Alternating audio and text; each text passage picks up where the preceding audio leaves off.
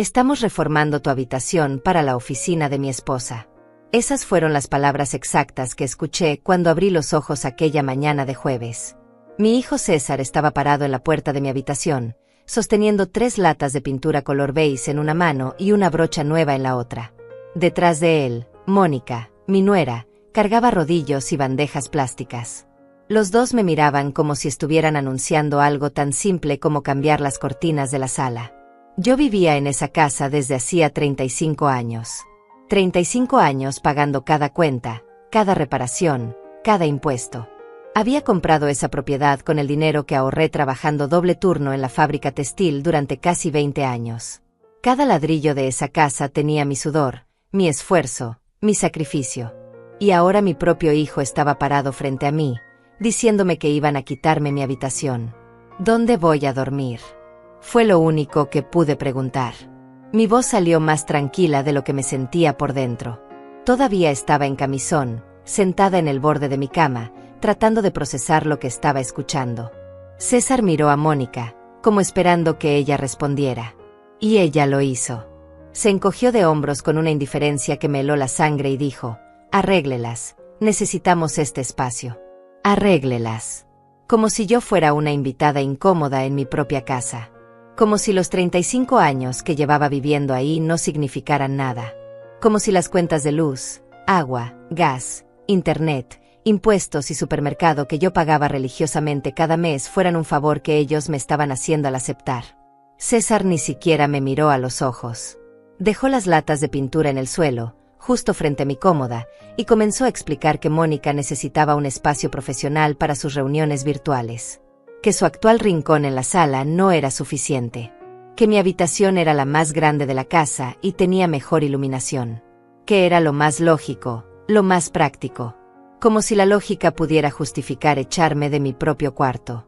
Mónica ya estaba midiendo la pared con los ojos, señalando dónde iría el escritorio, dónde pondrían las estanterías nuevas. Hablaba con entusiasmo sobre colores neutros, iluminación LED y cómo ese espacio transformaría su productividad. Yo seguía sentada en mi cama, sintiéndome invisible. Una anciana de 72 años siendo borrada de su propio hogar por personas que se suponía debían cuidarme, respetarme, valorarme. ¿Y ustedes pensaron en preguntarme primero?, dije finalmente, con la voz un poco más firme.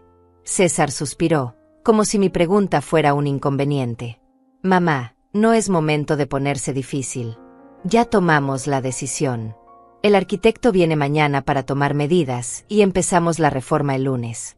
Hablaba como si yo fuera una niña caprichosa que no entendía las cosas importantes de los adultos.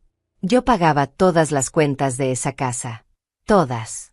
El recibo de luz que llegaba cada mes con montos cada vez más altos porque Mónica dejaba el aire acondicionado encendido todo el día. El agua que se iba en sus duchas de 40 minutos. El gas que consumían cocinando platos elaborados para sus cenas con amigos. El internet de alta velocidad que necesitaban para sus trabajos remotos. Los impuestos anuales de la propiedad. El mantenimiento. Todo salía de mi pensión y de los ahorros que todavía me quedaban. César y Mónica vivían en mi casa desde hacía casi 4 años. Al principio fue algo temporal, solo unos meses mientras ahorraban para su propio lugar. Yo acepté porque era mi hijo, porque quería ayudarlo. Pero los meses se convirtieron en años y ellos se acomodaron como si la casa fuera suya. Nunca ofrecieron pagar un solo centavo. Nunca preguntaron si podían ayudar con algo. Simplemente asumieron que yo seguiría sosteniendo todo mientras ellos ahorraban para sus vacaciones, sus cenas fuera, sus caprichos. Y ahora querían mi habitación. La habitación donde había dormido durante 35 años. Donde lloré cuando mi esposo murió hace 17 años. Donde me recuperé de mi cirugía de cadera hace 5 años. Donde pasaba mis noches leyendo, cosiendo, viendo mis programas favoritos. Mi espacio, mi refugio, mi privacidad. Y lo querían para una oficina. Mónica sacó su teléfono y me mostró fotos de Pinterest. Escritorios blancos, sillas ergonómicas, plantas decorativas. Todo muy bonito, muy moderno. Todo planeado para ocupar mi espacio sin el menor remordimiento. Mira, Betania, te va a encantar cómo va a quedar. Será como tener una revista de decoración en casa. Hablaba con esa dulzura falsa que usaba cuando quería conseguir algo. ¿Y dónde esperan que yo duerma? Volví a preguntar, esta vez mirando directamente a César. Él evitó mi mirada nuevamente. Bueno, pensamos que podrías usar el cuarto pequeño del fondo. Está bien, tiene una cama y todo. El cuarto pequeño del fondo. El cuarto que medía apenas 3 metros por 2. El cuarto donde guardábamos cajas viejas, herramientas y trastos que nadie usaba. El cuarto sin ventana, con una humedad que se sentía en las paredes. Ese era el lugar que me ofrecían después de 35 años. Mónica agregó rápidamente. Ya lo limpiamos un poco. Solo necesitas llevar tus cosas esenciales. Lo demás lo podemos guardar en el garaje. Mis cosas esenciales. Como si mi vida pudiera reducirse a lo esencial para hacerles espacio a ellos. Como si mis muebles, mis recuerdos, mis pertenencias fueran menos importantes que su oficina nueva. Sentía algo rompiéndose dentro de mí. No era ira, todavía no. Era algo más profundo, más doloroso. Era la comprensión clara y devastadora de que para mi propio hijo y su esposa, yo era solo un estorbo. Un obstáculo entre ellos y lo que querían. Alguien a quien podían mover, reubicar, minimizar según su conveniencia. Me puse de pie lentamente. Mis rodillas protestaron un poco, como siempre por las mañanas, pero no dejé que eso me detuviera. Caminé hacia mi armario y saqué mi maleta del estante superior. César y Mónica se quedaron mirándome, confundidos. ¿Qué haces, mamá?, preguntó César con un tono que sonaba más a molestia que a preocupación. Me voy, respondí con una calma que me sorprendió a mí misma. Si necesitan este espacio tan desesperadamente, adelante. Tómenlo. Yo me voy esta misma tarde. Abrí los cajones de mi cómoda y empecé a sacar mi ropa, doblándola con cuidado y acomodándola en la maleta. Mónica se rió. Una risa nerviosa, incómoda. Ay, Betania, no seas dramática. No tienes que irte. Solo te estamos pidiendo que cambies de habitación. Seguía hablando como si lo que me estaban haciendo fuera razonable, como si yo fuera la irracional por no aceptarlo con una sonrisa. No me están pidiendo nada, Mónica. Me están informando de una decisión que ya tomaron sin consultarme, en mi propia casa, la casa que yo pago. Así que ahora yo también estoy tomando una decisión sin consultarlos. Me voy. Seguí empacando. Mis blusas, mis pantalones, mi ropa interior. Cada prenda que guardaba era un acto de recuperación de mi dignidad. César se acercó, finalmente mostrando algo de preocupación. Mamá, no exageres. ¿A dónde vas a ir? No tienes que hacer esto. Pero su preocupación no era por mí, me di cuenta.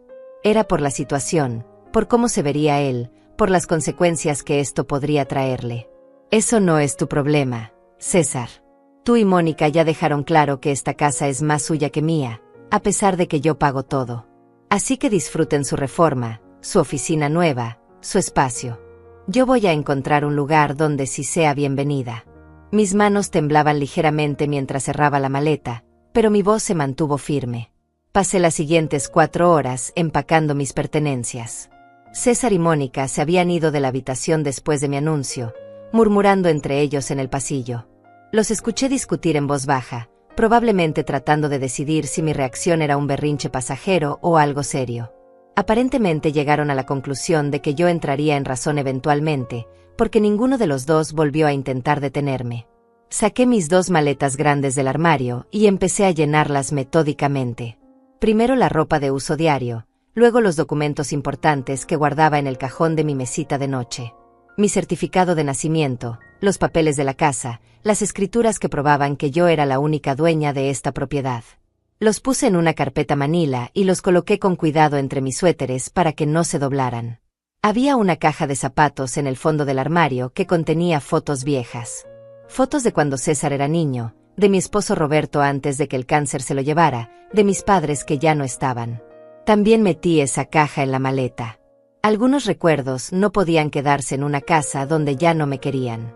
Mientras doblaba mi bata de baño favorita, la de tela suave color lavanda que había comprado el año pasado, sentí que las lágrimas finalmente amenazaban con salir. Pero las contuve. No iba a darles la satisfacción de verme llorar. No iba a permitir que pensaran que me habían roto. Porque no lo habían hecho. Me habían decepcionado profundamente, me habían faltado al respeto de una manera que nunca imaginé posible, pero no me habían roto. Llamé a mi amiga Elvira. Ella vivía al otro lado de la ciudad en un edificio pequeño de apartamentos. Habíamos trabajado juntas en la fábrica textil durante años y habíamos mantenido contacto después de jubilarnos. Cuando le expliqué brevemente lo que estaba pasando, hubo un silencio largo del otro lado de la línea. Betania, ¿estás diciéndome que tu propio hijo te está echando de tu habitación? Su voz sonaba incrédula, casi furiosa. Le confirmé que sí, que así era, y que necesitaba un lugar donde quedarme unos días mientras buscaba algo permanente. Ella no dudó ni un segundo. Ven inmediatamente. Tengo un cuarto de huéspedes que casi no uso. Puedes quedarte todo el tiempo que necesites. A las 3 de la tarde, un taxi estaba esperando frente a mi casa. Bajé mis 2 maletas por las escaleras, deteniéndome cada pocos escalones porque mi cadera todavía me molestaba cuando cargaba peso. César apareció en la sala cuando yo estaba llegando al último escalón. Mamá, esto es ridículo. No puedes irte así porque sí. Hablemos como adultos. Su tono era condescendiente, como si yo fuera la que estaba actuando de manera infantil. Como si echarme de mi habitación sin consultarme hubiera sido una decisión madura y razonable. Ya hablamos, César. Ustedes hablaron, mejor dicho. Tomaron decisiones sobre mi espacio, mi vida, sin preguntarme siquiera qué opinaba. Así que ahora yo también he tomado una decisión. Me voy. El taxista había entrado para ayudarme con las maletas.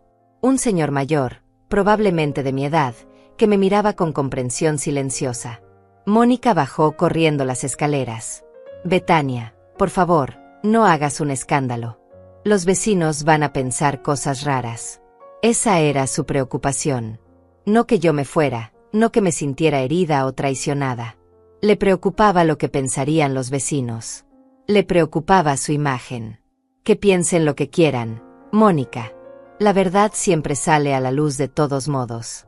Salí por la puerta principal sin mirar atrás. El taxi arrancó y vi por el espejo retrovisor como César y Mónica se quedaban parados en la entrada, viéndome partir. No se veían arrepentidos. Se veían confundidos, molestos incluso, como si yo les hubiera arruinado los planes del día. El apartamento de Elvira era pequeño pero acogedor. Ella me recibió con un abrazo largo y apretado, de esos que solo las amigas verdaderas saben dar. Me preparó té de manzanilla y nos sentamos en su sala mientras yo le contaba todo con más detalle. Ella negaba con la cabeza, murmurando cosas sobre la falta de respeto de la juventud moderna. 35 años pagando esa casa, Betania. 35 años. Y tienen el descaro de tratarte así. Elvira estaba más indignada que yo, lo cual de alguna manera me hacía sentir mejor. Al menos alguien entendía la magnitud de lo que había pasado.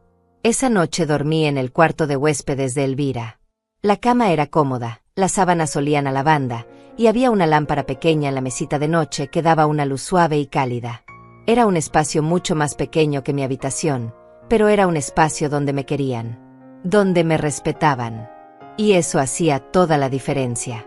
Al día siguiente, viernes por la mañana, mi teléfono sonó. Era César. No contesté. Volvió a llamar 10 minutos después. Tampoco contesté. Luego llegó un mensaje de texto. Mamá, el arquitecto llegó. Necesitamos hablar sobre algunos detalles. Llámame. Borré el mensaje sin responder. Que manejaran ellos su reforma. Que resolvieran sus problemas sin contar conmigo. Yo tenía cosas más importantes que hacer, como buscar un apartamento para alquilar. Elvira me había dicho que podía quedarme todo el tiempo que necesitara, pero yo no quería abusar de su hospitalidad. Necesitaba mi propio espacio nuevamente. Pasé la mañana revisando anuncios de alquileres en internet. Había varios apartamentos de un dormitorio en zonas tranquilas de la ciudad. Nada muy grande ni lujoso, pero lugares dignos, seguros, donde podría vivir con paz. Marqué algunos para ir a verlos la semana siguiente. Alrededor del mediodía, mi teléfono volvió a sonar. Esta vez era un número desconocido. Dudé, pero algo me dijo que contestara. Era una voz masculina, profesional, educada. ¿Señora Betania Castillo? Sí, respondí con cautela. Habla el arquitecto Gonzalo Méndez. Estoy en su domicilio para iniciar el proyecto de remodelación, pero tengo algunas dudas sobre el contrato que debo aclarar con usted. Mi corazón dio un vuelco. ¿Contrato? ¿Qué contrato? No firmé ningún contrato, señor. Hubo un silencio del otro lado. El arquitecto carraspeó antes de continuar. Señora, aquí tengo un contrato firmado digitalmente con su nombre y número de identificación para una remodelación completa de una habitación, incluyendo pintura, instalación eléctrica nueva, carpintería a medida y acabados premium. El valor total del proyecto es de $55,000. $55,000. La cifra me golpeó como un puñetazo en el estómago. Señor Méndez, le repito que yo no firmé ningún contrato. No autoricé ninguna remodelación. Y definitivamente no tengo $55,000 para gastar en una oficina que ni siquiera voy a usar. El arquitecto sonaba cada vez más incómodo. Entiendo su preocupación, señora Castillo, pero aquí está su firma digital, su número de documento, e incluso una dirección de correo electrónico a su nombre. El contrato estipula un anticipo del 30% antes de comenzar los trabajos, es decir, $16,500, y el resto en pagos mensuales durante 6 meses. Sentí que la sangre se me subía a la cabeza. César y Mónica habían usado mis datos. Habían falsificado mi firma. Habían comprometido mi dinero sin mi conocimiento ni mi consentimiento para financiar su capricho.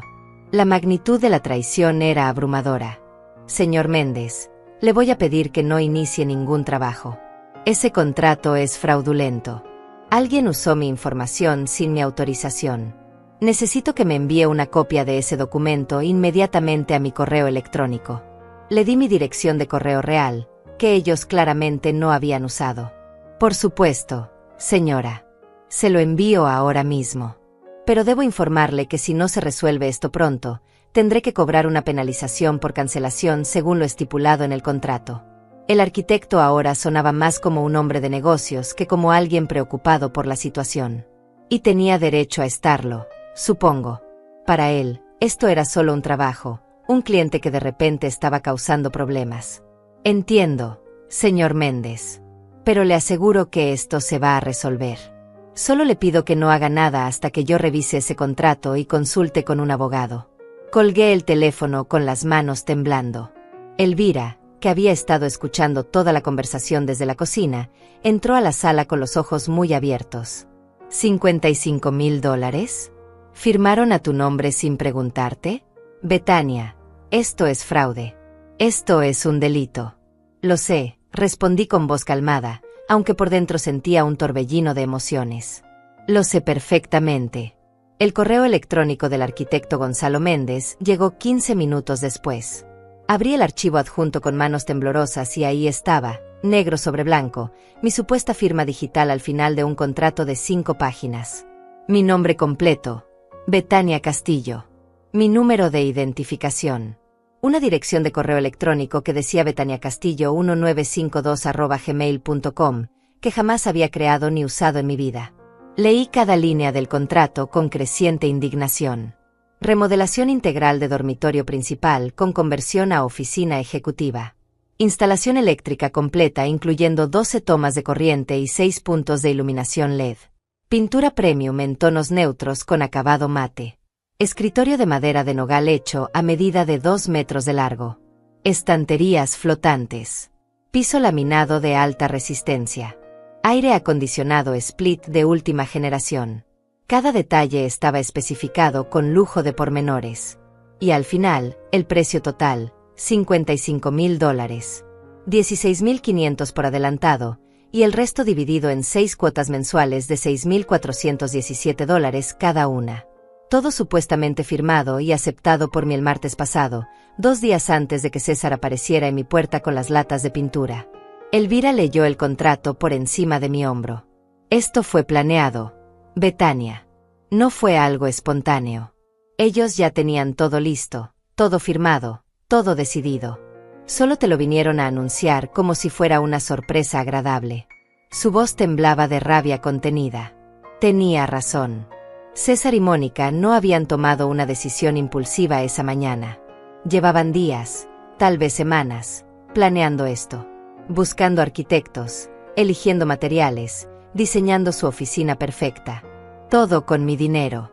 Todo a mis espaldas. Y luego tuvieron el descaro de presentarse en mi habitación como si me estuvieran haciendo un favor, como si debiera estar agradecida de que me dejaran el cuarto del fondo. Marqué el número de César inmediatamente. Contestó al segundo timbre. Mamá, qué bueno que llamas. Mira, sobre lo de ayer, creo que todos nos exaltamos un poco. ¿Por qué no vienes a casa y hablamos con calma? Su tono era conciliador, casi dulce. El mismo tono que usaba cuando era niño y había hecho algo malo y trataba de evitar el castigo. César, acabo de hablar con el arquitecto Gonzalo Méndez. Mi voz era peligrosamente calmada. Hubo un silencio al otro lado de la línea. Un silencio que lo confirmaba todo. ¿Quieres explicarme por qué hay un contrato de $55,000 firmado con mi nombre sin mi autorización? Mamá, puedo explicarlo. Mónica y yo pensamos que sería más fácil así. Tú siempre te complicas mucho con estas cosas, siempre dudas, siempre quieres pensarlo 1000 veces. Necesitábamos avanzar rápido porque el arquitecto tenía un espacio limitado en su agenda. Su explicación era tan absurda que casi me hizo reír. Así que la solución fue falsificar mi firma y comprometerme a pagar $55,000 sin preguntarme. ¿Esa es tu idea de ayudarme a no complicarme, César? Mi voz había subido de volumen. Elvira me puso una mano en el hombro, tratando de tranquilizarme, pero yo estaba más allá de la calma. No es falsificar, mamá. Yo soy tu hijo. Tengo tus datos porque siempre me los has dado para ayudarte con trámites. Solo usé la información que ya tenía. Y además, tú ibas a terminar aceptando de todos modos. Siempre terminas haciendo lo que necesitamos. César hablaba como si lo que había hecho fuera algo normal, algo aceptable. ¿Lo que necesitan? ¿Y qué hay de lo que yo necesito, César? ¿Qué hay de mi habitación, mi espacio, mi dinero, mi decisión? Yo pagaba todas las cuentas de esa casa. Durante 35 años mantuve ese techo sobre mi cabeza con mi propio esfuerzo. Y durante 4 años los mantuve a ustedes también, sin cobrarles un centavo de alquiler, sin pedirles que contribuyeran con nada. Escuché a Mónica hablando de fondo. Parecía estar reclamándole algo a César, probablemente molesta porque yo había descubierto su plan. Luego escuché cómo le arrebataba el teléfono. Betania, estás exagerando todo esto. Era solo una reforma. No tienes que ponerte dramática. Nosotros íbamos a encargarnos de todo, tú solo tenías que firmar los papeles del banco cuando llegara el momento. ¿Los papeles del banco? Mi estómago se revolvió. ¿Qué papeles del banco, Mónica? Ella vaciló. Se dio cuenta de que había dicho algo que no debía. Bueno, el arquitecto pedía un anticipo grande, entonces pensamos que podría sacar un pequeño préstamo de tu cuenta de ahorros. Tú tienes ese dinero guardado sin usar, y nosotros lo íbamos a reponer eventualmente. Mi cuenta de ahorros. El dinero que había guardado durante años para emergencias médicas, para mi vejez, para cualquier imprevisto que pudiera surgir. Ellos ya lo tenían todo calculado. No solo iban a quitarme mi habitación y falsificar mi firma, sino que esperaban que yo vaciara mis ahorros para pagar su capricho. Escúchame muy bien, Mónica. Yo no voy a pagar un solo centavo de esa reforma. No voy a firmar ningún papel, no voy a sacar ningún préstamo, no voy a vaciar mis ahorros para financiar una oficina que ustedes quieren construir en mi casa sin mi permiso. Y si el arquitecto pregunta quién va a pagar, dile que tú y César, que fueron quienes firmaron ese contrato fraudulento. Betania, no seas ridícula. Tú eres la dueña de la casa, el contrato está a tu nombre. Si no pagas, van a venir los cobradores a buscarte a ti, no a nosotros. Mónica hablaba con una mezcla de desesperación y amenaza. Estaba empezando a entender que su plan no iba a funcionar tan fácilmente como pensaron. Que vengan. Les voy a mostrar que ese contrato es fraudulento y que yo nunca autoricé ninguna reforma.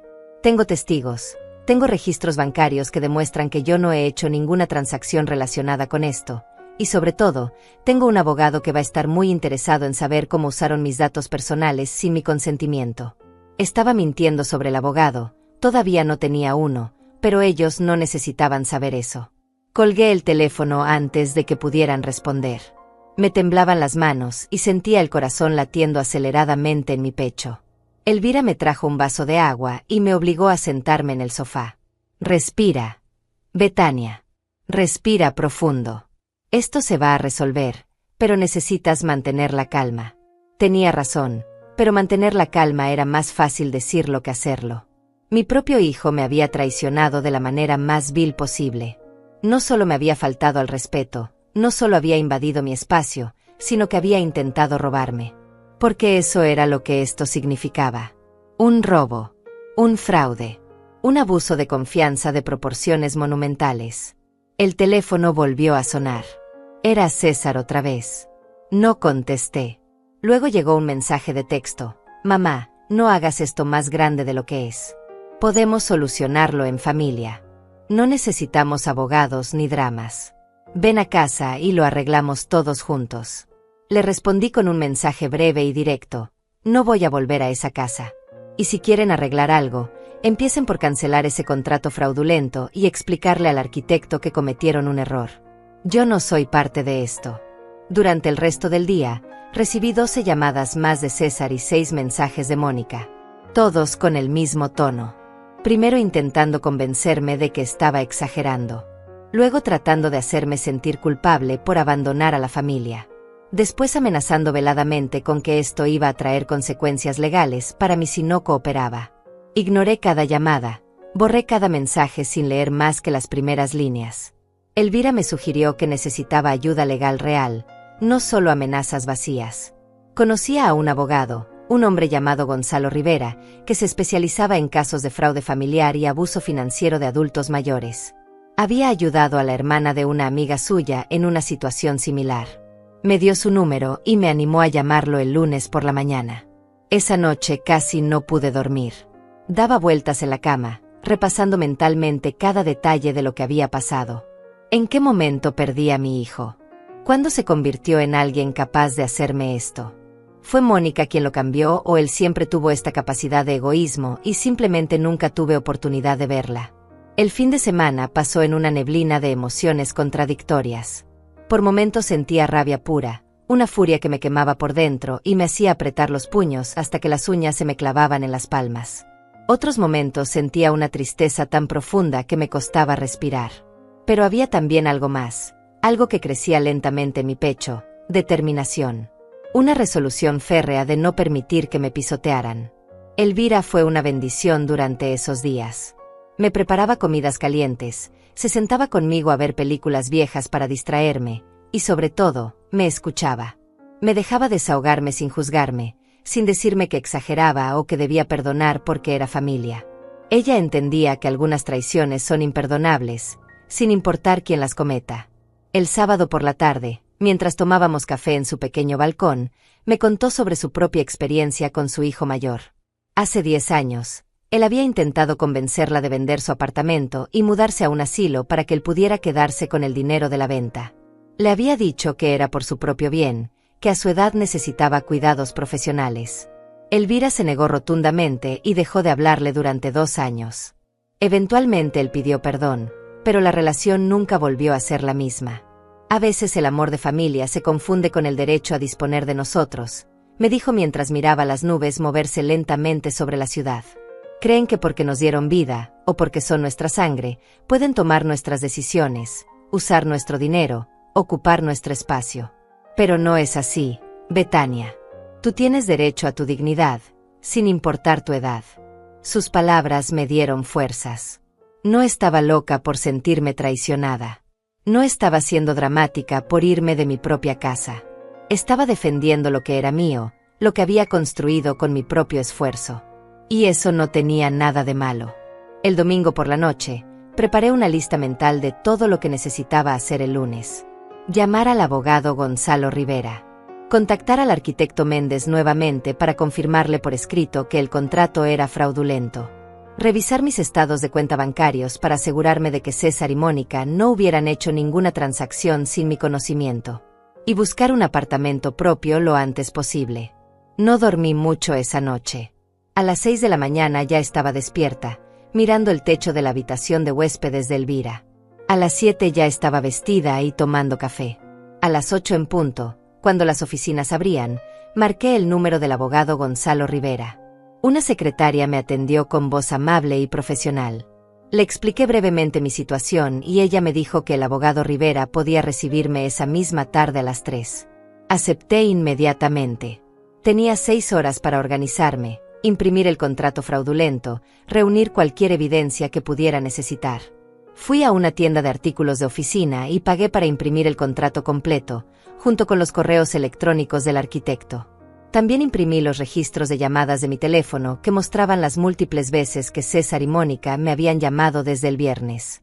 Cada llamada rechazada era evidencia de que algo no estaba bien, de que había un conflicto real. El despacho del abogado Rivera estaba en un edificio modesto en el centro de la ciudad. Subí al 3er piso en un ascensor viejo que crujía, pero que funcionaba. La oficina era pequeña pero ordenada, con estanterías llenas de libros legales y archivos. El abogado era un hombre de unos 50 años, con cabello gris en las sienes y una mirada atenta que me hizo sentir que realmente me estaba escuchando. Le conté toda la historia desde el principio. Desde el momento en que César apareció con las latas de pintura hasta la llamada del arquitecto, revelando el contrato de $55,000. No omití ningún detalle. Le mostré el contrato impreso, le expliqué que la dirección de correo electrónico no era mía, que nunca había autorizado ninguna firma digital. El abogado Rivera escuchó todo sin interrumpir, tomando notas ocasionalmente en una libreta amarilla. Cuando terminé, se recostó en su silla y suspiró profundamente. Señora Castillo, lo que su hijo y su nuera hicieron constituye varios delitos. Falsificación de firma, suplantación de identidad, fraude contractual. Esto es grave. Muy grave. Su voz era seria pero no alarmista. Hablaba como alguien que había visto casos similares antes. ¿Qué puedo hacer?, pregunté, sintiendo cómo se me apretaba el pecho. No quiero que me cobren por algo que no autoricé. No quiero vaciar mis ahorros para pagar una reforma que ni siquiera voy a disfrutar. Primero, vamos a enviar una carta formal al arquitecto Méndez notificándole que el contrato es fraudulento y que usted no tiene intención de cumplirlo. Le voy a solicitar que suspenda cualquier trabajo y que inicie las acciones legales correspondientes contra las personas que realmente firmaron ese contrato, es decir, su hijo y su nuera. El abogado Rivera ya estaba escribiendo notas sobre los pasos a seguir. ¿Y si el arquitecto insiste en cobrarme a mí? Mi voz temblaba ligeramente. Tenía miedo de que todo esto se convirtiera en una batalla legal que no pudiera costear. Entonces presentaremos una denuncia formal por fraude. Tenemos evidencia suficiente. Usted no creó ese correo electrónico, no firmó digitalmente ese documento, y estaba físicamente presente en otro lugar cuando supuestamente se realizó esa firma. Además, el hecho de que usted se haya ido de su casa el mismo día que le informaron de la reforma demuestra que no estaba de acuerdo con el proyecto. El abogado hablaba con confianza, lo cual me tranquilizaba. También necesito que revise sus cuentas bancarias, sus tarjetas de crédito, cualquier activo financiero que tenga. Necesito asegurarme de que no hayan usado su información para otras transacciones sin su conocimiento. Asintió mientras seguía escribiendo. Su hijo tiene acceso a sus documentos personales, a sus contraseñas, a su información bancaria. Pensé cuidadosamente antes de responder. César sabía mi número de identificación porque lo había usado para ayudarme con trámites médicos y del seguro social. Sabía mi fecha de nacimiento, obviamente, pero no tenía mis contraseñas bancarias. Yo era cuidadosa con eso. Nunca se las había dado a nadie, ni siquiera a Roberto cuando estaba vivo. Tiene mi número de identificación y fecha de nacimiento, pero no mis contraseñas bancarias. Le expliqué. El abogado asintió, aparentemente aliviado por eso. Bien. Aún así, vaya mañana mismo a su banco y notifíqueles de la situación. Pídales que agreguen una nota de seguridad en su cuenta. Cualquier transacción grande o inusual debe requerir verificación presencial con usted. Cambien todas sus contraseñas si es necesario. Y si es posible, considere abrir una cuenta nueva en otro banco completamente, donde su hijo no tenga ninguna información. La reunión duró casi 2 horas. Al final, tenía una lista clara de acciones a tomar y un plan legal estructurado. El abogado Rivera me cobró una consulta inicial de $200, un precio justo que pagué sin dudarlo. Este dinero estaba bien invertido. Era la diferencia entre ser una víctima y ser alguien que se defiende. Salí de su oficina sintiéndome diferente. Más fuerte, más enfocada. Todavía dolía profundamente lo que César había hecho, pero ahora tenía herramientas para protegerme. No estaba sola en esto. Esa misma noche, el abogado Rivera envió la carta formal al arquitecto Gonzalo Méndez. Me envió una copia por correo electrónico. La carta era clara, directa y profesional. Explicaba que el contrato había sido firmado fraudulentamente usando información robada de la señora Betania Castillo, que ella no tenía conocimiento previo del proyecto, que no había autorizado ningún trabajo, y que cualquier cobro dirigido a ella sería respondido con acciones legales por fraude y suplantación de identidad. También mencionaba que las personas responsables de la falsificación eran César Castillo y Mónica Herrera, residentes en la propiedad mencionada, y que ellos debían ser contactados directamente para cualquier asunto relacionado con el pago del proyecto. Recibí una copia de esa carta y la leí 3 veces. Cada palabra era un escudo protegiéndome. Cada párrafo era una afirmación de mi derecho a defender lo que era mío. El martes por la mañana fui al banco. Pedí hablar con el gerente y le expliqué la situación completa. Él escuchó con expresión seria y de inmediato agregó alertas de seguridad en todas mis cuentas. También me sugirió congelar mi crédito temporalmente para evitar que alguien pudiera solicitar préstamos a mi nombre. ¿Esto pasa seguido?, pregunté mientras firmaba los documentos de seguridad adicional. El gerente asintió con tristeza. Más de lo que la gente cree, señora Castillo.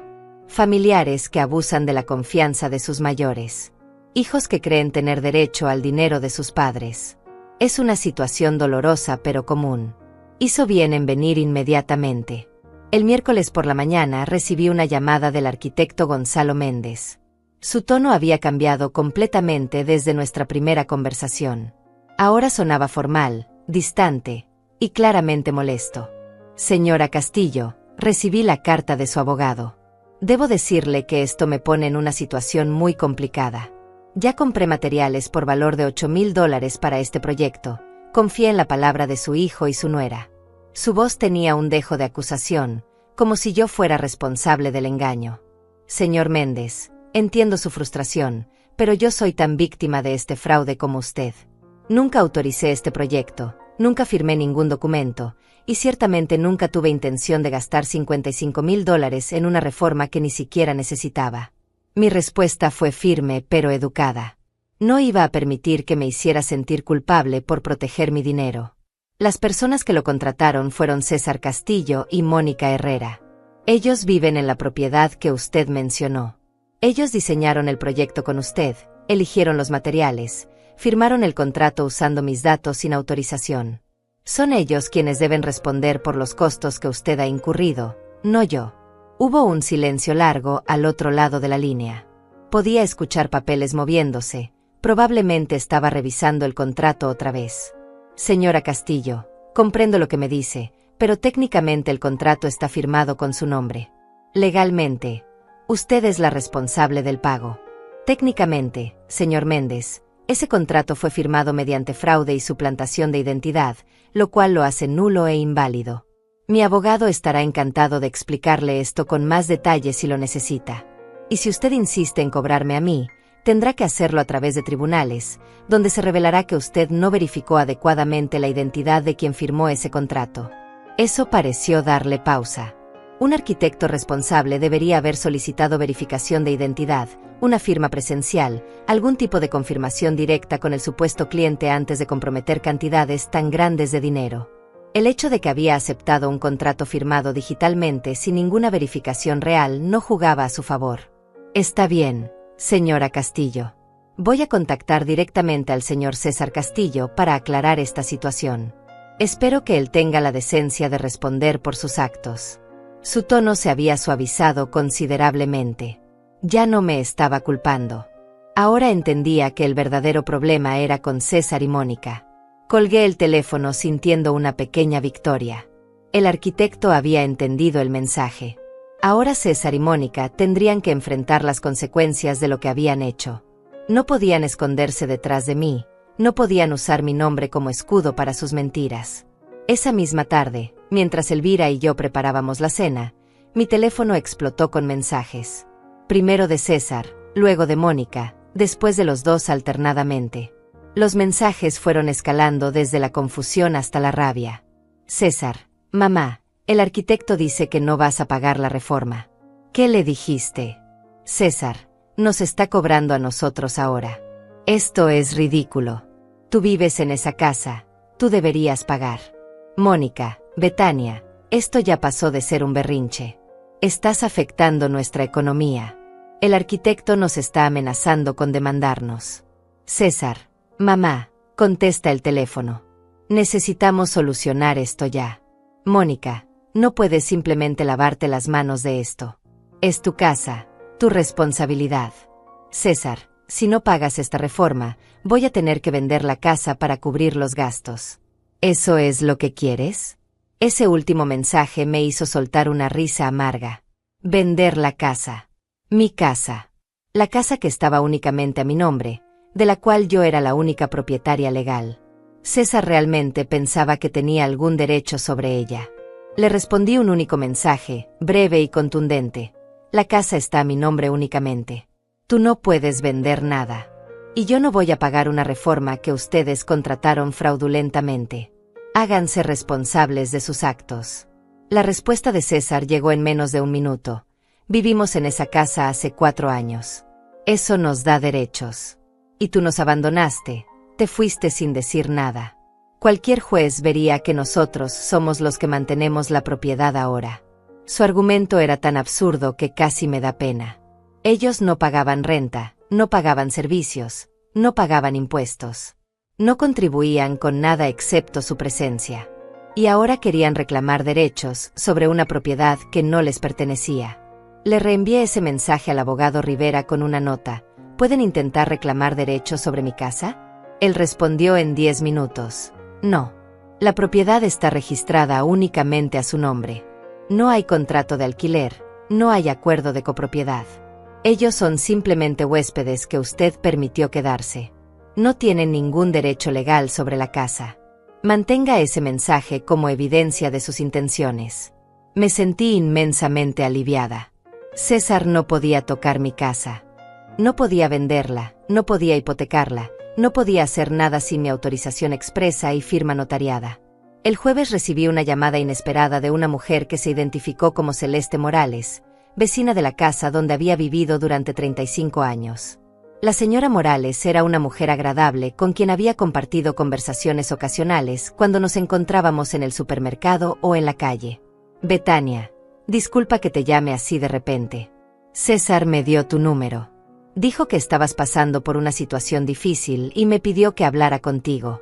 Su voz sonaba amable pero también algo incómoda, como si no estuviera segura de estar haciendo lo correcto.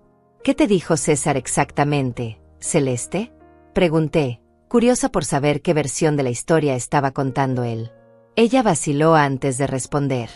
Bueno, me dijo que te habías ido de la casa por un malentendido, que están preocupados por ti, que quieren que vuelvas para poder hablar las cosas con calma. Dijo que te extrañan y que la casa no es lo mismo sin ti. Sentí una mezcla de tristeza y rabia. César estaba usando a los vecinos para intentar manipularme. Estaba jugando la carta de la familia preocupada, del hijo amoroso que solo quiere reconciliarse con su madre. Celeste, te voy a contar la verdad porque te respeto y no quiero que pienses mal de mí. Y le conté todo. Desde las latas de pintura hasta el contrato fraudulento de $55,000. No omití ningún detalle. Quería que alguien en ese vecindario supiera la verdad, que no todos creyeran la versión manipulada que César estaba contando. Cuando terminé, hubo un silencio largo. Luego escuché a Celeste suspirar profundamente. Dios mío, Betania. Yo no sabía nada de esto. César me hizo parecer como si solo hubieran tenido una discusión normal. No me mencionó nada sobre reformas, ni contratos, ni dinero. Por eso te llamé. Porque seguramente él está contando una historia muy diferente. Pero la verdad es que mi hijo y su esposa intentaron robarme, Celeste. Usaron mis datos para comprometerse financieramente a mi nombre sin mi permiso. Eso no es un malentendido. Eso es fraude. Celeste se quedó callada un momento más. Tienes razón, Betania. Lo que hicieron está mal. Muy mal. No voy a presionarte para que vuelvas. De hecho, creo que hiciste bien en irte y en protegerte. Lamento mucho que estés pasando por esto. Agradecí su comprensión y honestidad. No todos los vecinos serían tan razonables. Algunos probablemente creerían la versión de César sin cuestionarla. Pero al menos Celeste conocía la verdad ahora. El viernes por la mañana, una semana exacta desde que me había ido de mi casa, el abogado Rivera me llamó con noticias.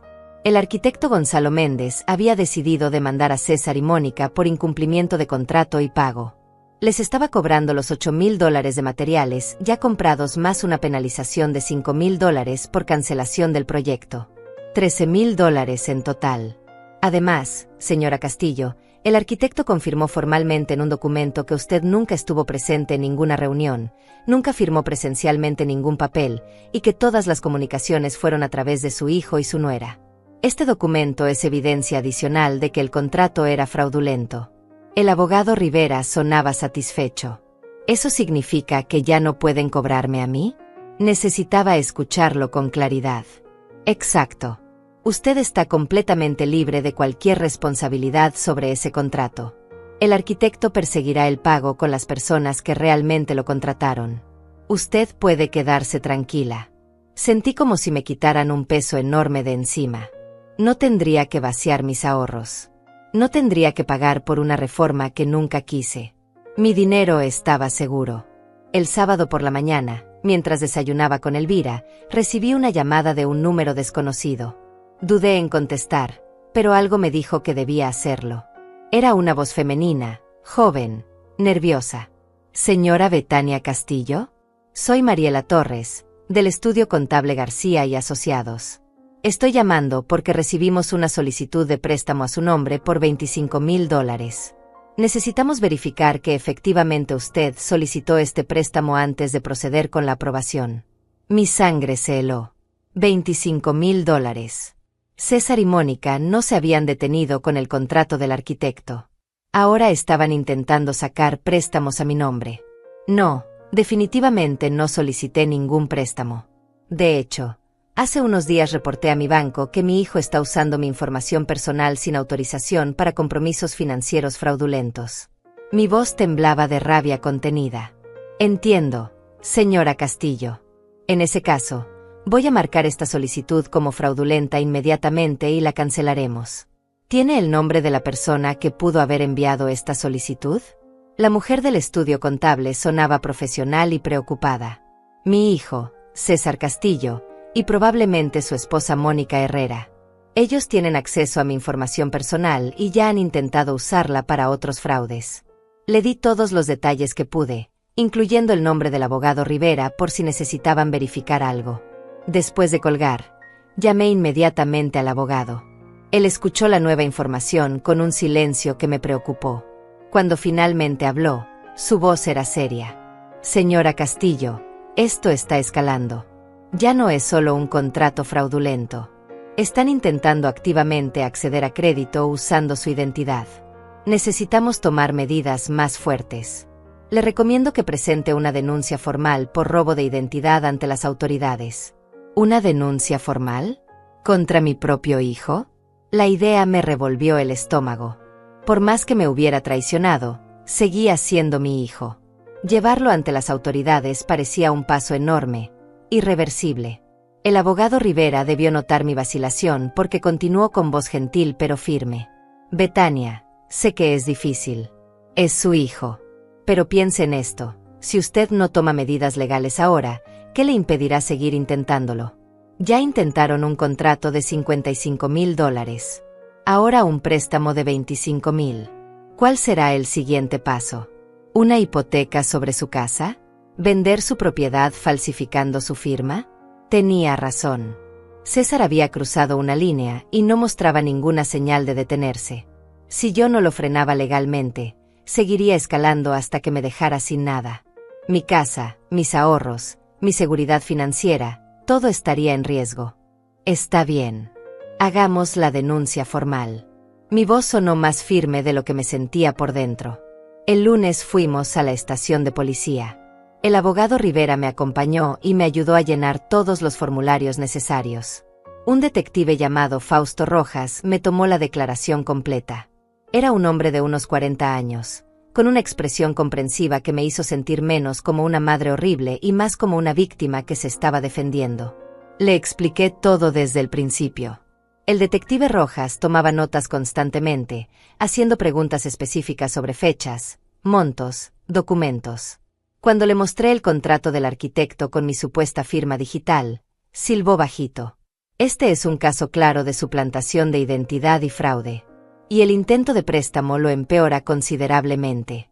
Vamos a investigar todas las transacciones financieras que se hayan intentado hacer a su nombre en los últimos 6 meses. Si encontramos más intentos, los cargos serán más severos. ¿Qué va a pasar ahora?, pregunté, sintiendo cómo se me apretaba el pecho. Vamos a citar a su hijo César Castillo y a la señora Mónica Herrera para interrogatorio. Ellos tendrán oportunidad de dar su versión de los hechos. Pero con la evidencia que usted ha presentado, es muy probable que enfrenten cargos criminales.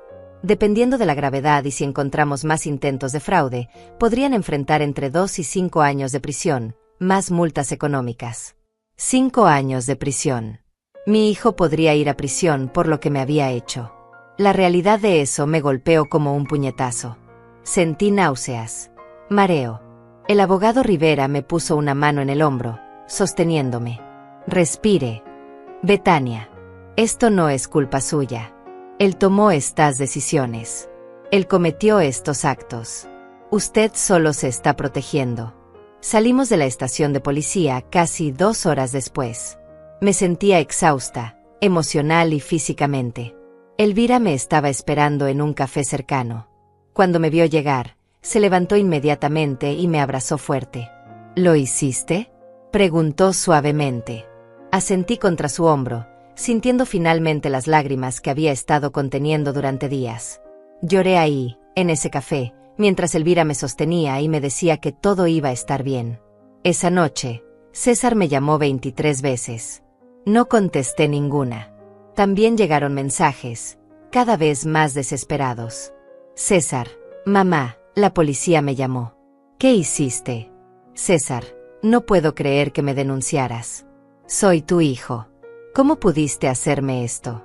Mónica, Betania, esto es demasiado lejos. Estás destruyendo a tu propia familia por dinero. César, el detective dijo que podemos ir a prisión. Prisión. Mamá. Por ayudarte con una reforma que tú ibas a necesitar de todos modos. Mónica, eres una egoísta. Todo lo que hicimos fue pensar en mejorar la casa. Y así nos pagas. César, si vamos a prisión, será tu culpa. Vas a tener que vivir con eso el resto de tu vida. Los mensajes seguían llegando, pero yo los borraba sin leer más que las primeras líneas. Ya no me afectaban de la misma manera. Había algo liberador en haber tomado acción definitiva. Ya no estaba siendo pasiva, ya no estaba permitiendo que me pisotearan. El martes, el detective Rojas me llamó con una actualización. César y Mónica habían acudido a la estación para dar su declaración. Su versión de los hechos era, según el detective, casi cómica en su falta de conciencia. Básicamente admitieron todo, señora Castillo. Confirmaron que usaron su información para el contrato del arquitecto y para solicitar el préstamo. Pero su defensa es que lo hicieron por el bien de la familia, que usted se estaba poniendo difícil y ellos solo querían avanzar con mejoras necesarias para la casa. El detective sonaba entre divertido y frustrado. O sea que admitieron el fraude. Mi voz era plana, sin emoción. Completamente. De hecho, su nuera dijo, y cito textualmente, si Betania hubiera sido razonable desde el principio, nada de esto habría sido necesario. Como si falsificar su firma fuera una consecuencia lógica de que usted no estuviera de acuerdo con ellos. Sentí una risa amarga subiendo por mi garganta. Mónica realmente creía que ella era la víctima en todo esto. Que yo era la irrazonable por no querer regalarle $55,000 y mi habitación. ¿Qué sigue ahora, detective?, pregunté, queriendo saber cuál era el próximo paso en este proceso que se sentía cada vez más surrealista. El fiscal revisará el caso. Dado que ellos admitieron los hechos, es muy probable que se presente una acusación formal. Ellos tendrán la opción de aceptar un acuerdo con la fiscalía o ir a juicio. Si aceptan un acuerdo, probablemente evitarán prisión, pero tendrán que pagar restitución completa de todos los daños financieros que intentaron causarle, más servicio comunitario y libertad condicional. ¿Y si no aceptan el acuerdo? Mi curiosidad era genuina. Entonces irán a juicio y, francamente, con la evidencia que tenemos, perderán. Y las sentencias sin acuerdo suelen ser más severas. Probablemente verían tiempo en prisión, multas más grandes y antecedentes penales permanentes. Esa noche, mientras cenaba con Elvira, mi teléfono sonó otra vez. Esta vez era un número que no reconocía, pero que tenía el mismo código de área de mi antigua casa. Contesté con cautela. ¿Mamá? Era la voz de César, pero sonaba diferente. Quebrada, asustada, pequeña. Como cuando era niño y había hecho algo malo y sabía que venían las consecuencias. César. Mi voz era neutra. No hostil, pero tampoco cálida. Mamá, por favor. Tienes que retirar la denuncia. El abogado que consultamos dice que podemos ir a prisión de verdad. Mónica está destruida. Llora todo el día. Yo no puedo dormir. Por favor, mamá. Somos familia. César, cuando tú y Mónica estaban planeando usar mi información para firmar contratos y mi permiso, ¿pensaron en la familia? Cuando decidieron echarme de mi habitación en la casa que yo pago, ¿pensaron en la familia? Cuando intentaron sacar un préstamo de $25,000 a mi nombre sin preguntarme, ¿pensaron en la familia? Mi voz era calmada, pero cada palabra caía como una piedra. Hubo un silencio al otro lado. Luego escuché un sollozo ahogado. Mamá, cometimos un error. Lo sé. Lo admito. Pero no merecemos ir a la cárcel por esto. Por favor. Te lo suplico. Un error, César, es olvidar comprar leche en el supermercado. Un error es llegar tarde a una cita. Lo que ustedes hicieron fue planificado, deliberado y repetido. No fue un error. Fue una traición. Sentí las lágrimas acumulándose en mis propios ojos, pero mi voz se mantuvo firme. ¿Qué quieres que hagamos? Dime qué tenemos que hacer para arreglar esto. Lo que sea, mamá. Lo que sea. César sonaba desesperado ahora, su orgullo completamente desmoronado. Quiero que asumas responsabilidad completa por lo que hicieron. Quiero que pagues al arquitecto cada centavo que le deben. Quiero que te disculpes, no conmigo, sino con el detective Rojas y con el fiscal, admitiendo completamente lo que hiciste. Y quiero que salgas de mi casa. Mi casa. Mamá, no tenemos a dónde ir. Si nos echas y encima tenemos que pagar $13,000 al arquitecto, quedaremos en la calle. Su voz subía de tono, mezcla de pánico y manipulación. Deberían haberlo pensado antes de gastar dinero que no tenían en una reforma que nadie les pidió. Ustedes crearon este problema, César. No yo. Ahora tienen que resolverlo como adultos. Mónica tomó el teléfono. Podía escuchar que había estado llorando, su voz estaba ronca y nasal. Betania, por favor. Tenemos que pagar al arquitecto, tenemos que buscar un lugar nuevo, tenemos que contratar abogados para defendernos. No podemos con todo eso al mismo tiempo. Dame al menos 3 meses para organizar las cosas. No. Tienen 2 semanas para salir de mi casa. Después de eso, comenzaré procedimientos de desalojo formal. Y en cuanto a los gastos legales, deberían haber pensado en eso antes de cometer fraude. Cada palabra que decía me dolía, pero sabía que era necesario. No podía seguir siendo suave con ellos. Eres una vieja cruel y amargada. Mónica prácticamente escupió las palabras. Todo lo que queríamos era mejorar esa casa horrible donde vives. Ese cuarto tuyo estaba viejo y feo. Te estábamos haciendo un favor y así nos lo pagas. Espero que estés feliz viviendo sola el resto de tu vida miserable. Colgué el teléfono. Las manos me temblaban, pero no de miedo o tristeza.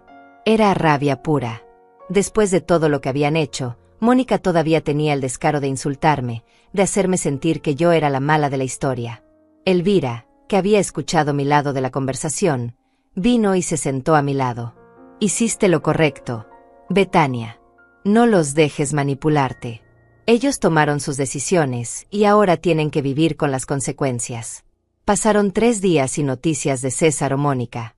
El viernes, el abogado Rivera me llamó. El fiscal había ofrecido un acuerdo. César y Mónica debían pagar restitución completa al arquitecto Gonzalo Méndez, más $3,000 de multa al Estado.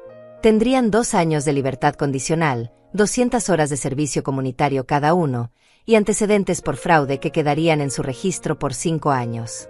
Si aceptaban el acuerdo, evitarían la prisión.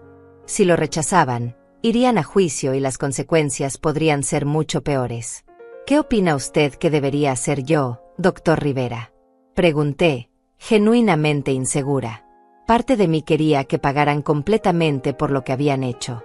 Otra parte, la parte que todavía era madre, no quería que mi hijo fuera a prisión. Honestamente, señora Castillo, creo que el acuerdo es justo. Ellos pagarán económicamente, tendrán consecuencias legales que afectarán su futuro, pero no irán a prisión. A menos que usted quiera presionar por cargos más severos, este acuerdo les enseña una lección sin arruinar completamente sus vidas. Está bien. Que acepten el acuerdo. No quiero que vayan a prisión. Pero tampoco voy a retirar la denuncia ni voy a perdonar la deuda. Ellos tienen que pagar. El lunes siguiente, César y Mónica aceptaron el acuerdo con la fiscalía. El detective Rojas me llamó para confirmármelo. También me informó que tenían 30 días para pagar al arquitecto Méndez o enfrentarían cargos adicionales por incumplimiento del acuerdo. Mientras tanto, yo había estado buscando apartamentos activamente. Encontré uno perfecto a unas 20 cuadras de donde vivía Elvira. Era un lugar pequeño, de un dormitorio, con una cocina luminosa y un balcón que daba a un parque. El alquiler era de $700 mensuales, perfectamente dentro de mi presupuesto considerando mi pensión.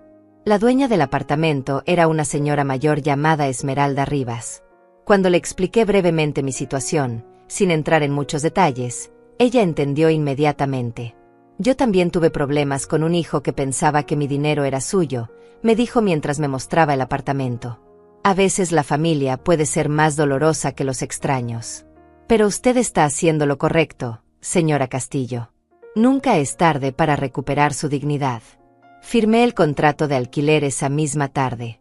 El apartamento estaría disponible en 2 semanas. Exactamente el tiempo que le había dado a César y Mónica para salir de mi casa. Llamé al abogado Rivera para que redactara una notificación formal de desalojo. No quería simplemente decirles verbalmente que se fueran. Necesitaba que hubiera un documento legal, con fecha límite clara y consecuencias específicas si no cumplían. La notificación fue entregada por un oficial judicial un martes por la tarde. César me llamó esa misma noche, furioso. ¿Un desalojo formal, mamá? ¿En serio? ¿No pudiste simplemente decirnos que nos fuéramos? ¿Tenías que humillarnos con papeles legales entregados por un oficial? Su voz destilaba resentimiento. Necesitaba que quedara claro, por escrito, con consecuencias legales si no cumplen. Ustedes ya demostraron que no respetan mi palabra. Tal vez respeten un documento legal. No me dejé intimidar por su tono. ¿Sabes qué, mamá? Está bien. Nos vamos a ir. Vamos a salir de tu preciosa casa. Y cuando estemos en la calle, cuando no tengamos donde vivir porque todo nuestro dinero se fue en pagar tus demandas y al arquitecto, espero que duermas tranquila sabiendo que destruiste a tu propia familia. Yo no destruí nada, César. Ustedes lo hicieron cuando decidieron que mi dinero, mi espacio y mi confianza eran cosas de las que podían disponer sin permiso. Y para tu información, no van a estar en la calle. Van a estar viviendo dentro de sus posibilidades, como adultos responsables. Algo que deberían haber hecho hace mucho tiempo. Colgué antes de que pudiera responder. Ya no me afectaban sus intentos de manipulación. Ya no sentía culpa cuando me acusaban de ser cruel. Sabía la verdad. Sabía que lo único que estaba haciendo era proteger lo que era mío. 2 días después, recibí una llamada de Celeste Morales, mi antigua vecina. Betania, solo quería que supieras que hay una camioneta de mudanzas frente a tu casa. César y Mónica están sacando sus cosas.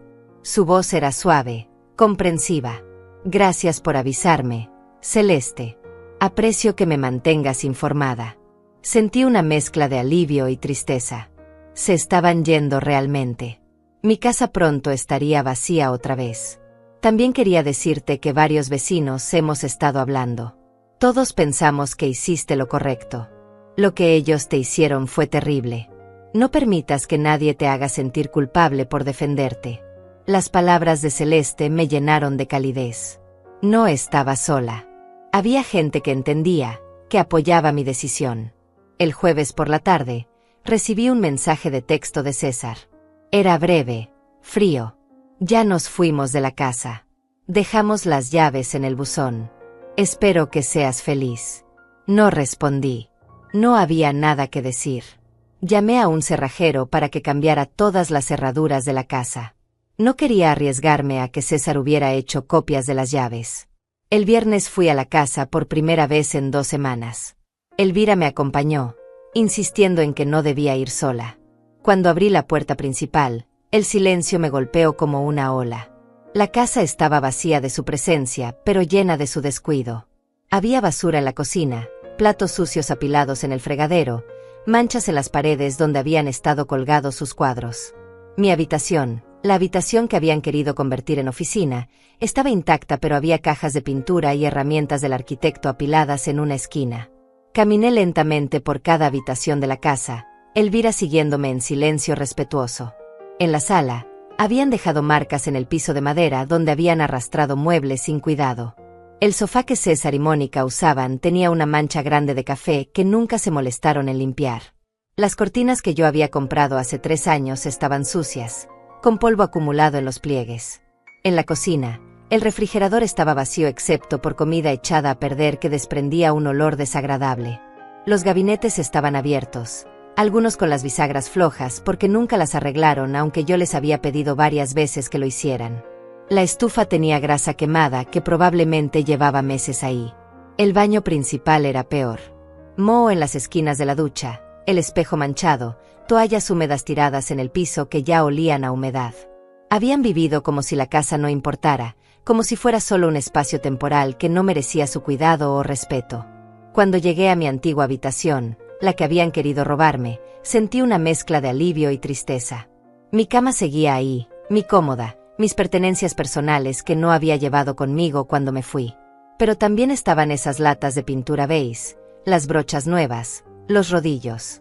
Evidencia física de su plan, de su traición. Elvira rompió el silencio finalmente. Van a necesitar limpieza profunda antes de que puedas volver aquí o alquilarla, Betania. Dejaron todo hecho un desastre. Tenía razón. Pero yo no estaba segura de querer volver a vivir aquí. Esta casa tenía 35 años de memorias, pero las más recientes estaban manchadas con dolor y decepción. Tal vez era momento de un nuevo comienzo en un lugar sin ese peso emocional. Pasé el fin de semana considerando mis opciones. Podía limpiar la casa, repararla y mudarme de vuelta. O podía alquilarla y usar ese ingreso adicional para vivir más cómodamente en mi nuevo apartamento. O incluso podía venderla y usar el dinero para asegurar mi futuro. El lunes por la mañana llamé al abogado Rivera para consultarle sobre la opción de alquilar la casa. Él me explicó los pasos legales necesarios, los contratos que debería firmar, cómo protegerme de inquilinos problemáticos.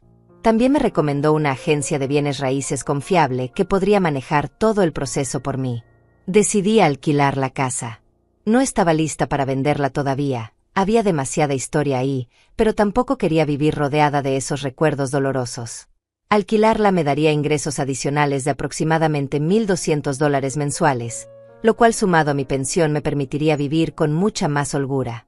Contraté una empresa de limpieza profesional que tardó 3 días en dejar la casa presentable.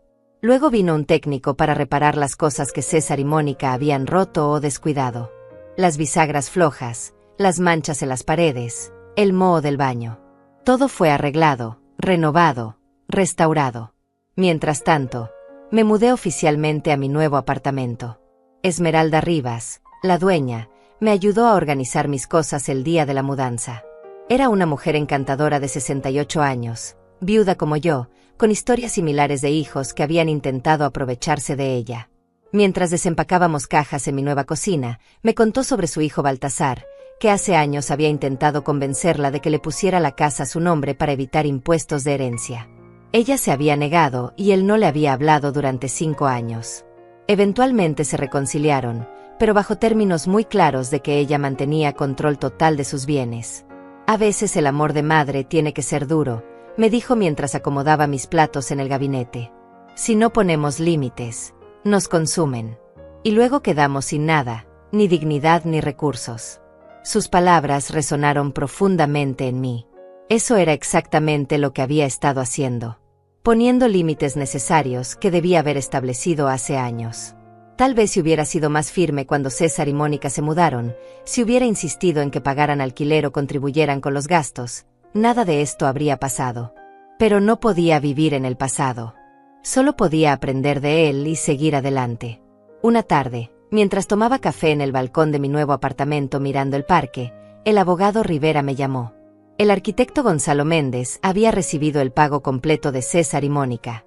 Habían tenido que pedir prestado el dinero a los padres de Mónica, pero habían cumplido con su parte del acuerdo. Eso significa que el caso está completamente cerrado desde el punto de vista del arquitecto. Solo queda pendiente que completen sus horas de servicio comunitario y su periodo de libertad condicional. El abogado sonaba satisfecho. ¿Y mi casa? ¿Hay alguna posibilidad de que intenten reclamarla o crear problemas legales? Necesitaba estar segura de que no quedaban cabos sueltos. Ninguna. La propiedad está registrada únicamente a su nombre y ellos no tienen ningún documento que demuestre copropiedad o derecho de residencia. De hecho, con su salida voluntaria de la propiedad y la notificación de desalojo que firmaron recibir, renunciaron a cualquier reclamo que pudieran haber intentado hacer. Está completamente protegida. Me recosté en la silla del balcón, sintiendo como si finalmente pudiera respirar profundo después de semanas conteniendo el aliento. Estaba segura. Mi casa estaba segura. Mis ahorros estaban seguros. Mi futuro estaba seguro. 2 semanas después, la agencia de bienes raíces encontró inquilinos para mi casa. Una pareja joven, ambos maestros, sin hijos todavía pero planeando tenerlos eventualmente. Parecían responsables, presentaron referencias excelentes y pagaron el depósito de seguridad sin problemas. Firmamos un contrato de alquiler por 1 año con opción a renovación.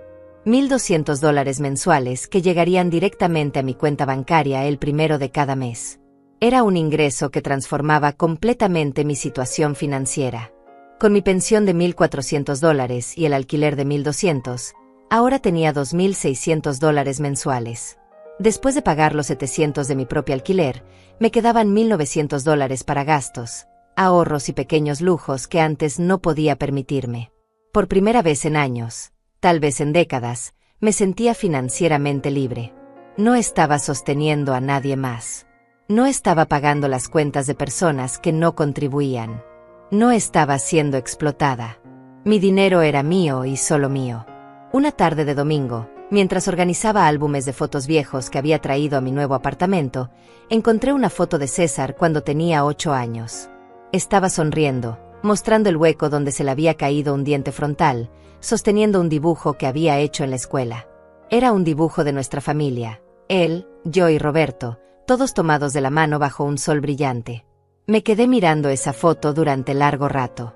Ese niño inocente que dibujaba familias felices, se había convertido en un hombre capaz de traicionar a su propia madre. ¿En qué momento se perdió? ¿Qué había hecho yo mal en su crianza? ¿O simplemente algunas personas cambian de maneras que no podemos predecir o prevenir? Elvira, que había venido a visitarme esa tarde, me encontró con la foto en las manos y lágrimas silenciosas bajando por mis mejillas. «Todavía lo amas», dijo suavemente, sentándose a mi lado en el sofá. «Siempre lo amaré. Es mi hijo. Pero amar a alguien no significa permitirle que te destruya». Le devolví la foto al álbum y la cerré con cuidado. Esa noche, por primera vez desde que todo había comenzado, escribí una carta. No para enviarla, solo para mí misma. Una carta a César donde le explicaba todo lo que sentía, todo el dolor, toda la decepción, pero también todo el amor que todavía guardaba por él a pesar de todo. Escribí sobre cómo lo había criado sola después de que Roberto murió. Sobre los sacrificios que había hecho para darle educación, oportunidades, un hogar estable. Sobre cómo había esperado, no gratitud necesariamente, pero al menos respeto básico. Escribí sobre la traición que sentí cuando apareció con esas latas de pintura, tratándome como un estorbo en mi propia casa. Sobre el shock de descubrir el contrato fraudulento. Sobre el miedo de que pudiera perder todo lo que había trabajado tanto para construir. Pero también escribí sobre esperanza. Sobre cómo, a mis 72 años, había aprendido que nunca es tarde para defender tu dignidad. Que el amor propio no es egoísmo. Que poner límites no es crueldad. Terminé la carta sin saber si algún día César la leería. Probablemente no. pero escribirla me había ayudado a procesar todo lo que había pasado, a poner en palabras el torbellino de emociones que había estado cargando. Pasaron 3 meses desde que me mudé a mi nuevo apartamento. 3 meses de paz, de rutinas simples, de libertad. Me levantaba cada mañana sin el peso de mantener a personas que no me valoraban. Tomaba mi café en el balcón mirando el parque, donde niños jugaban y parejas caminaban tomadas de la mano. Había una belleza simple en esa normalidad. Elvira y yo nos habíamos vuelto aún más cercanas. Almorzábamos juntas 2 o 3 veces por semana, íbamos al mercado los sábados, veíamos películas viejas los domingos por la tarde. También conocí a Esmeralda mejor. Ella vivía en el apartamento de arriba y bajaba frecuentemente a tomar té conmigo. Las 3 formamos un pequeño círculo de amigas que se entendían, que habían pasado por batallas similares con hijos que creían tener derechos sobre sus madres. Una tarde, Esmeralda trajo a otra amiga suya, una mujer llamada Celina que tenía 75 años y acababa de salir de una situación similar con su hija. Nos sentamos las 4 en mi pequeña sala, compartiendo historias, lágrimas y también risas. Había algo sanador en saber que no estábamos solas, que nuestras experiencias no eran únicas. Celina nos contó cómo su hija había vaciado su cuenta de ahorros sin permiso para pagar deudas de juego. Esmeralda compartió más detalles sobre cómo su hijo Baltasar había intentado vender su casa sin su conocimiento. Elvira habló sobre los años que perdió con su hijo mayor antes de que él finalmente entendiera el daño que había causado. Y yo les conté mi historia completa. Desde las latas de pintura hasta el contrato fraudulento, desde la denuncia policial hasta recuperar mi casa y alquilarla. Ellas escuchaban sin juzgar, asintiendo en los momentos correctos, ofreciendo palabras de apoyo cuando mi voz se quebraba. No eres una mala madre, Betania, dijo Celina con firmeza cuando terminé. Eres una mujer fuerte que se negó a ser víctima. Eso no tiene nada de malo. Sus palabras me llegaron profundo porque todavía había días en que la culpa me visitaba. Días en que me preguntaba si había sido demasiado dura, si debía haber dado más oportunidades, si una buena madre habría perdonado todo y seguido adelante como si nada. Pero luego recordaba la indiferencia en los ojos de Mónica cuando dijo arréglelas. Recordaba cómo César evitaba mi mirada mientras me anunciaba que me quitarían mi habitación. Recordaba el contrato de $55,000 firmado con mi nombre sin mi permiso. Y sabía que había hecho lo correcto. Un jueves por la tarde, 4 meses después de mudarme, estaba en el supermercado cuando vi a Mónica en el pasillo de cereales. Mi primer instinto fue dar la vuelta y evitarla, pero algo me detuvo. Ella también me había visto. Por un momento nos quedamos mirando, separadas por 5 metros de distancia y un abismo de dolor. Mónica se veía diferente. Más delgada, con ojeras marcadas, el cabello sin el brillo que solía tener. Llevaba ropa simple, nada de las marcas caras que solía usar cuando vivía en mi casa sin pagar renta. Empujó su carrito lentamente hacia mí. Yo me quedé donde estaba, esperando, con el corazón latiéndome fuerte en el pecho. Betania, su voz era apenas un susurro. Me preguntaba si algún día te encontraría. Aquí estoy, respondí con voz neutral. No hostil, pero tampoco amigable. Ella miró hacia abajo, hacia sus manos aferradas al carrito de compras. Quería decirte que lo siento. Sé que es poco y probablemente demasiado tarde, pero necesitaba decirlo. Lo que hicimos estuvo mal. Muy mal. No hay excusa. Me sorprendió su disculpa. Había esperado más manipulación, más intentos de justificarse, más culpa proyectada hacia mí. Pero esto sonaba genuino, nacido de dolor real y arrepentimiento verdadero. ¿Cómo está César?, pregunté, porque a pesar de todo, seguía siendo mi hijo y parte de mí necesitaba saber. Está luchando. Trabajamos los 2 ahora, turnos dobles a veces, para pagar las deudas. Vivimos en un apartamento pequeño, nada lujoso. Está haciendo su servicio comunitario los fines de semana. Ha sido duro para él. Mónica hablaba con voz cansada, sin dramatismo, solo hechos. Debió haber sido duro, pero también necesario. Ustedes tomaron decisiones que tenían consecuencias. Ahora están viviendo esas consecuencias. No había crueldad en mis palabras, solo verdad simple. Lo sé. Y tienes razón. Mónica finalmente me miró a los ojos. Yo te convencí a César de que tú nunca nos negarías nada. que podíamos hacer lo que quisiéramos porque al final siempre cedías. Fui yo quien insistió en la reforma, quien creó el correo falso, quien encontró al arquitecto. César solo me siguió la corriente porque yo le dije que funcionaría. Su confesión me dejó sin palabras por un momento. Siempre había sospechado que Mónica era la fuerza impulsora detrás de todo, pero escucharlo confirmado era diferente. ¿Y por qué me lo dices ahora? ¿Qué ganas con esta confesión? Necesitaba entender su motivación.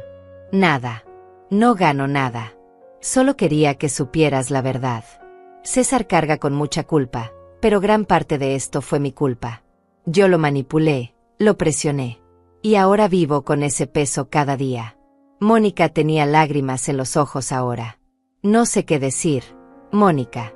Parte de mí agradece tu honestidad. Pero eso no cambia lo que pasó ni el daño que causaron. Necesitaba ser clara en eso. Lo sé. No espero perdón. Solo quería que supieras que lo siento y que César te extraña. Habla de ti a veces, de cosas que hacían juntos cuando era niño. Creo que finalmente entiende lo que perdió. Dile que yo también lo extraño. Pero que las relaciones se construyen sobre respeto y confianza, y ustedes destruyeron ambas cosas. Tal vez algún día, con mucho tiempo y mucho cambio real, podamos intentar reconstruir algo. Pero no hoy. No pronto. Entiendo. Mónica asintió, limpiándose las lágrimas con el dorso de la mano. Cuídate, Betania. Y de verdad, lo siento mucho.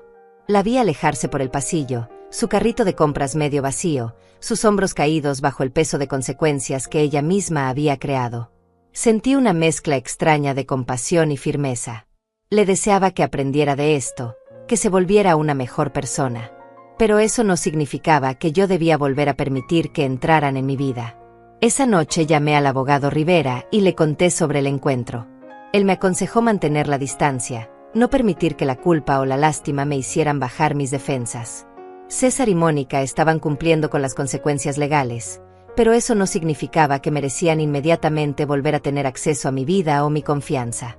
Los meses siguientes trajeron una rutina pacífica. Los inquilinos de mi casa pagaban puntualmente cada mes. Mi apartamento se convirtió verdaderamente en mi hogar, decorado con cosas que me gustaban, organizado según mis necesidades, lleno de paz. Empecé a tomar clases de pintura en un centro comunitario cerca del parque.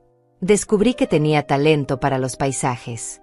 Elvira, Esmeralda y yo organizamos un pequeño club de lectura. Nos reuníamos cada 2 semanas para discutir libros, tomar té y compartir nuestras vidas. Eran mujeres fuertes que habían sobrevivido tempestades similares y habían salido del otro lado con su dignidad intacta. Un día, 6 meses después de mudarme, recibí una carta por correo. Era de César. La reconocí inmediatamente por la caligrafía en el sobre. Me quedé mirándola durante largo rato antes de abrirla, mi corazón acelerado, mis manos temblando ligeramente. La carta era larga, escrita a mano en varias páginas. César escribía sobre su arrepentimiento, sobre cómo había estado ciego por la codicia y la influencia de Mónica. Explicaba que estaban en terapia de pareja, trabajando en sus problemas. Que él estaba en terapia individual también, tratando de entender cómo había llegado a traicionar a su propia madre. No pedía perdón inmediato. No pedía que lo llamara o que nos reuniéramos. Solo quería que supiera que estaba trabajando en sí mismo, que entendía la magnitud de lo que había hecho, y que algún día, si yo lo permitía, le gustaría intentar reconstruir una relación basada en respeto mutuo. Guardé la carta en mi cajón de documentos importantes. No respondí inmediatamente. Necesitaba tiempo para procesar, para sentir si había algo en mí que quisiera reconectar o si el daño había sido demasiado profundo. Semanas después, decidí responder. Escribí una carta breve pero honesta. Le dije que apreciaba su arrepentimiento y que me alegraba que estuviera trabajando en sí mismo. Pero también le dejé claro que la confianza se reconstruye con acciones, no con palabras. Que si realmente quería una relación conmigo algún día, tendría que demostrar con tiempo y consistencia que había cambiado. No prometí nada. No abrí la puerta completamente. Pero tampoco la cerré con llave para siempre. Dejé una rendija, pequeña pero presente, por si acaso algún día César demostraba ser el hombre que yo había intentado criar y no el que había resultado ser. Ahora, sentada en mi balcón en una tarde tranquila, Mirando las hojas del parque moverse con la brisa, reflexiono sobre todo lo que pasó. Perdí la ilusión de tener una familia tradicional cerca. Perdí la imagen que tenía de mi hijo. Perdí la comodidad de vivir en la casa donde había pasado 35 años. Pero gané algo mucho más valioso. Gané respeto por mí misma. Gané la certeza de que puedo defenderme, incluso contra aquellos que se supone deberían protegerme. Gané la libertad de vivir sin ser explotada. Gané paz, dignidad y autonomía. A mis 72 años, aprendí que nunca es tarde para empezar de nuevo. Que el amor de familia no significa sacrificarte hasta desaparecer. Que poner límites no es egoísmo, es supervivencia. Y que a veces, la mayor muestra de amor propio es decir no y mantenerlo. Mi vida ahora es más simple, más pequeña en algunos sentidos. Pero es completamente mía. Y eso, descubrí, vale más que cualquier habitación grande, que cualquier casa llena de gente que no te valora, que cualquier relación construida sobre tu propia negación. Soy Betania Castillo. Tengo 72 años. Y finalmente, después de toda una vida de cuidar a otros, aprendí a cuidarme a mí misma. Esa es mi historia. No termina con reconciliación perfecta ni con final de cuento de hadas. Termina con algo mejor, con una mujer que recuperó su vida y su dignidad, y que no se arrepiente de haber luchado por ellas.